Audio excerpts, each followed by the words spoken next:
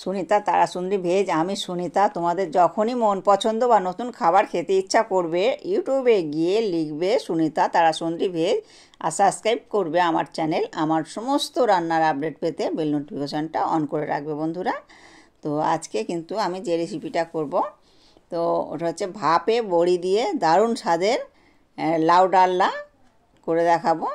তো তোমরা বন্ধুরা প্রথম থেকে শেষ পর্যন্ত ভিডিওটা দেখতে থাকো, তাহলে বুঝতে পারবে যে ভাপে কিভাবে বড়ি তৈরি করব। তো এই বড়িটা কিন্তু বাজার থেকে কেনা হবে না, একটু ভাপে নিজেই তৈরি করে নেব। পুরো কেনা বড়ির মতনই দেখতে হবে। তো লাউটাকে আমি ছোট ছোট করে কেটে নিচ্ছি, আর এটা আমি দুবার তিনবার করে জল দিয়ে ধুয়ে নেব।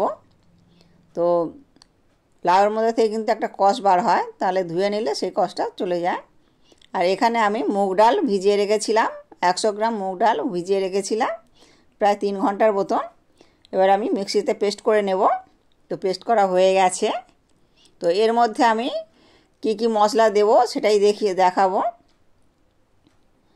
তো লবণ, জিরে, ধনে আর একটু চিনি দিয়ে নিলাম।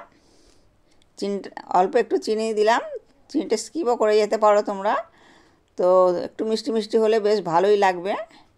তো এর মধ্যে অল্প একটু হলুদ দিলাম। হলুদটা দেওয়ার কারণ হচ্ছে কালারটা হবে। আর এখানে আমি অল্প একটু জল দিয়েছি কড়ার মধ্যে, আর স্ট্যান্ড বসিয়ে এখানে ছিদ্রযুক্ত একটা থালা দিয়ে দিলাম। তো এটা কিন্তু আমি ব্রাশ করে নেব, তেল দিয়ে ব্রাশ করে নেব। ভালো করে তেল দিয়ে ব্রাশ করা হয়ে গেছে। এবারে কিন্তু আমি ছোট ছোট করে বড়ির আকারে দিয়ে দেব। তো এই রকম করে আমি ছোট ছোট করে দিয়ে দিচ্ছি। আর এটা কিন্তু পুরো কেনা যেরকম আর কি কেনা বড়ি হয় ওই রকমই বড়িটা তৈরি হবে। তো আমি তো এরকম বড়ির সাইজে দিয়ে দিচ্ছি। এটা একটু ছোট বড় তোমরা করে নিতে পারো। তো আর এইটা একবারে না হলে পরের বারে আর একবার করে নেব। তো এটা আমি প্রায় 1 মিনিটের মতন ঢাকা চাপা দেব। 1 মিনিটের মতন ঢাকা চাপা দিলেই কিন্তু এটা হয়ে যাবে। তো 1 মিনিট পর আমি ফিরে আসছি। তো দেখো কালারটা অনেকটাই চেঞ্জ হয়ে গেছে। আর যেহেতু তেল দেওয়া ছিল, তেল দিয়ে মানে ব্রাশ করে নিয়েছিলাম, তার জন্য কিন্তু খুবই সহজে বড়িটা উঠে যাচ্ছে। এই দেখো প্রত্যেকটা বড়ি কিন্তু খুবই সহজে উঠে গেছে। তো এবারে আমি এগুলো উঠিয়ে নেব। তো আমরা বাজার থেকে বড়ি না কিনে এইভাবে যদি তৈরি করে নিই, মানে খুবই সহজেই বড়ি পেয়ে যাব, আর আমাদের রান্নারও অনেকটাই সুবিধা হবে। তো এই দেখো বন্ধুরা, এতে কিন্তু যে জলটা দেওয়া ছিল এটা কিন্তু ফুটে অনেকটাই কমে গেছে। এবার কড়ার মধ্যে আমি 2 চামচের মতন তেল দিয়ে দিলাম। তো বড়িগুলোকে আমি ভালো করে ভেজে নেব। আর এই বড়িটার মধ্যে কিন্তু আমি লঙ্কার গুঁড়োটা দিলাম না, বা কাঁচা লঙ্কা কুচিও অনেকে দেয়, মানে দিলে ভালো লাগবে আর কি, খুব টেস্টি হবে। তো তোমরা বন্ধুরা পারলে একটু লঙ্কা কুচিও দিতে পারো। আর এটা কিন্তু ভাজা খেতেও অসাধারণ লাগবে। তো আমি তো এটা লাউতে দেব। তো আমার ভাজা হয়ে এসছে, এটা আমি তুলে নিচ্ছি। আর দেখো অনেকটাই মচমচে করে ভেজে নিয়েছি। তো এই রকম বড়ি দিয়ে যদি লাউ ডালনা করা যায়, তো মানে ছোট বড় সকলেই কিন্তু চেটে পুচে খেয়ে নেবে। তো আমি এখানে আলুটাকে একটু প্রথমে ভেজে নিচ্ছি, আর হলুদ আর লবণ দিয়ে এটা ভেজে নিচ্ছি। যেহেতু আমি লাউটা ভাজতে গেলে জলটা বেরিয়ে যাবে, আর আলুটার ভাজতে পারবো না, তার জন্য কিন্তু আমি আগে থেকে আলুটাকে ভেজে নিলাম। তো এবারে আমি যে মশলাটা করব সেটাই দেখতে থাকো বন্ধুরা। 4 টুকরো আদা, 2টো কাঁচা লঙ্কা আর মৌরি। তো মৌরিটা অবশ্যই দিতে হবে, মৌরি আর জিরে। এখানে ধনে দিলাম 1 চামচ, জিরে দিলাম 1 চামচ, আর 1 চামচ মৌরি। তো এটা পেস্ট করে নেব। তো 2 চামচ এখানে তেল দিয়ে দিলাম, আবার 2টো শুকনো লঙ্কা, একটা শুকনো লঙ্কা, একটা কাঁচা লঙ্কা, 2টো তেজপাতা দিলাম, আর কালো জিরে 1/2 চামচ দিয়ে দিলাম। তো এটা একটু লালচে লালচে করে ভেজে নেব।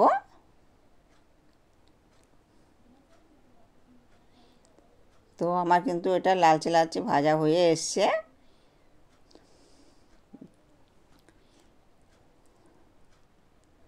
তো আমি যে মশলাটা পেস্ট করে রেখেছি ওটাই কিন্তু এর মধ্যে দিয়ে দিলাম।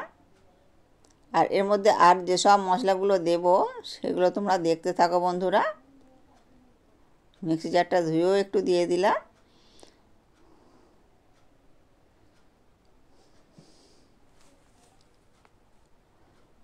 হলুদ 1 চামচ,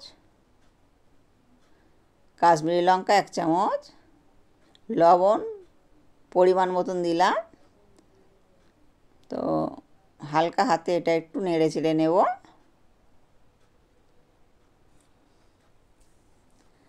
যেহেতু আমি লাউটা ভাজতে পারবো না, লাউটা ভাজতে গেলে কিন্তু লাউ থেকে অনেকটাই জল বেরিয়ে যায়, তখন তো আর লাউটা ভাজতে পারা যাবে না সেইভাবে মশলাটা দিয়ে। ওই জন্য আমি আগে মশলাটা কষিয়ে নিলাম।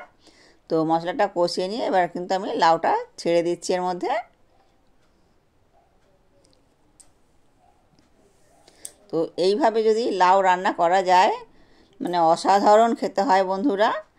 তো আর ভাপে বড়ি দিয়ে দারুণ স্বাদের লাউ ডালনা তো হবেই।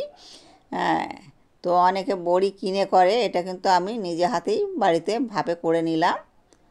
তো এবারে আমি খুন্তির সাহায্যে একটু ভালো করে নেড়ে চেড়ে নেব। তো মশলাটা যাতে ভালোভাবে মাখানো যায়, তো সবগুলোই একটু খুন্তির সাহায্যে মাখিয়ে নেব। আর লাউ কিন্তু 2 রকমের হয়। এই লাউটা ছিল একটু লম্বা লাউ ছিল, তো এটার মধ্যে দিয়ে খুব একটা বেশি জল বেরোয় না। আর একটা গোল ধরনের লাউ আছে, তো ওই লাউটা কিন্তু জলের পরিমাণটা অনেকটাই বেশি থাকে। তো দেখো এটা কিন্তু নাড়াচাড়া করতে করতে অনেকটাই কমে গেছে। আর আমি এই সময় কিন্তু ভাজা আলুটা দিয়ে দিলাম। তো আলুটা তো ভাজতে ভাজতে অনেকটাই মানে সিদ্ধ হয়ে গেছিলো। তো এবারে কিন্তু দিলে মানে ঠিকঠাকভাবেই সিদ্ধটা হয়ে যাবে, আর অল্প একটু বাকি ছিল। আর আমি এর মধ্যে যে জলটা অ্যাড করলাম এটা কিন্তু গরম জল ছিল। তো আমি খুব একটা ঝোল ঝোল করবো না, তার জন্য কিন্তু অল্পই একটু জল দিলাম। আর তোমরা বন্ধুরা যদি একটু মানে ঝোল বেশি করতে চাও তাহলে কিন্তু আর একটু বেশি করে দিয়ে দিতে পারো জল।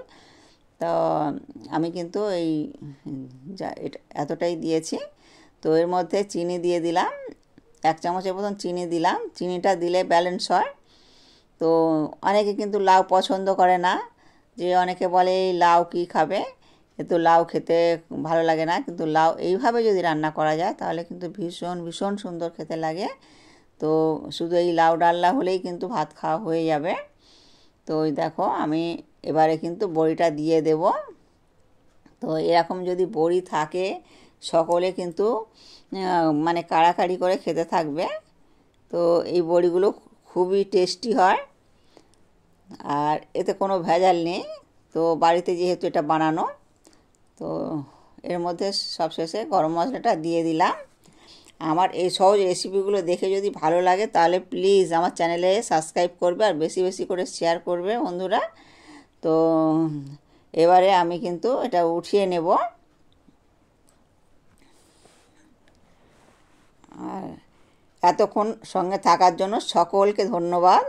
ভিডিওটা এখানেই শেষ করছি।